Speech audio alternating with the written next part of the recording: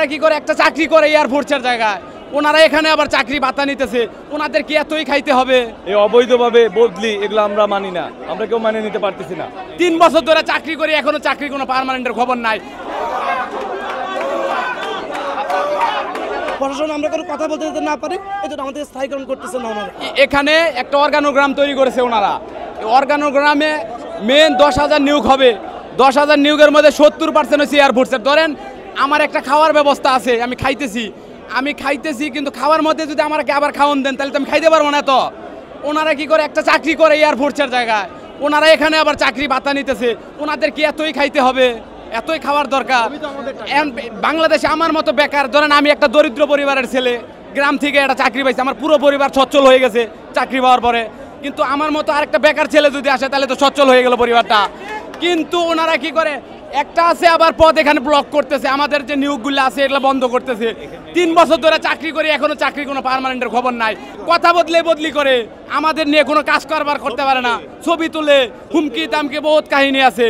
আর সবচেয়ে বড় বিষয় হচ্ছে আমাদের ছোট ভাইরা আছে, বেকার ভাইরা আছে, তারা আসুক, তারা অনেক মেধাবী, এই মেধাবীর চাইতে অনেক মেধাবী, আমাদের চাইতে মেধাবী। তারা আসুক, বেকার, তাদের জন্য সম্বর্ধনা ট্রেনিং দিয়ে তারা কর্মঠ তৈরি করা হবে। আমাদের নেতা শহীদ ভাইকে ঢাকায় অবিলম্বে নিয়ে আসার জন্য আমরা কর্তৃপক্ষের কাছে অনুরোধ করছি। এই অবৈধভাবে বদলি এগুলো আমরা মানি না, আমরা কেউ মানে নিতে পারতেছি না। আমাদের শ্রমিকদের পক্ষে বা আমাদের পক্ষে সবার পক্ষে কথা বলে এই হলো তার অপরাধ। আরও দরকারি নিয়োগ দিক, যারা বেকার আছে যারা আমাদের বেকার সন্তান, বেকার ভাইরা আছে, ওরা আসুক। আসলে পরে মনে করেন যে কর্মস্থল একটা বাড়বে, তারাও বেকারত্ব দূর হলো। যদি দু একজন নাও থাকে, এই আন্দোলন যেন অব্যাহত থাকে। আমাদের দাবি হচ্ছে একটাই, আমরা আজকে যে বৃহত্তর আন্দোলন করছি, আপনি ইতিমধ্যে জেনে থাকবেন বাংলাদেশের সমস্ত এয়ারপোর্টে একসাথে আন্দোলন চলছে। আমাদের আন্দোলন সুস্পষ্ট।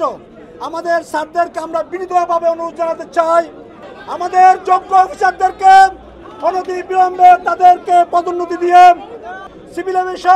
সিভিল এভিয়েশনের কর্মকর্তা দ্বারা পরিচালিত হবে। সারা বাংলাদেশের ইলেকট্রনিক মিডিয়া, প্রিন্ট মিডিয়ার সামনে যে ওয়াদা করেছে, সেই ওয়াদা যেন হারে হারে অক্ষুণ্ণ থাকে।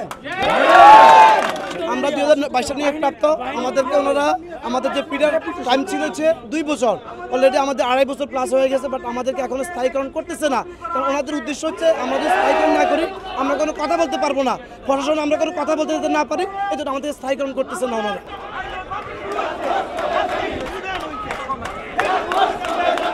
এয়ারফোর্সকে রাখা হয়েছিল এখানে সিকিউরিটির জন্য, নিরাপত্তার জন্য, কিন্তু এখন যে পদক্ষেপ তারা গ্রহণ করেছেন, যে পদক্ষেপটি হলো 70% এয়ারফোর্স, আমাদের সাধারণ আমরা যারা সিভিলিয়ান আছি সিভিলিয়ান 30%, যেটা সিভিল এভিয়েশনের ইতিহাস, সিভিল এভিয়েশনের রুলস রেগুলেশনকে ভঙ্গ করে।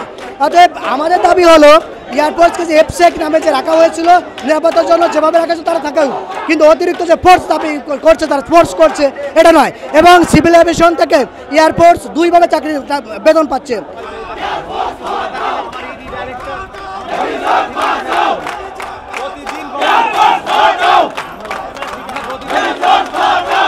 আমাদের সিভিল এভিয়েশন নিজস্ব কর্মচারী দ্বারা নিয়ন্ত্রিত থাকবে। এখানে বাইরের কোনো সংস্থা আমাদের সাথে সম্পর্কিত হয়ে কাজ করতে পারবে না। নিয়োগের ব্যাপার যেটা আছে, আমরা চেষ্টা করছি নিয়োগটা অতি দ্রুত করার জন্য। আপনাদেরকে 10 জনের একটা কমিটি করে দিলাম, বাড়িয়ে দিলাম। 10 জনের একটা কমিটি করবেন আপনারা।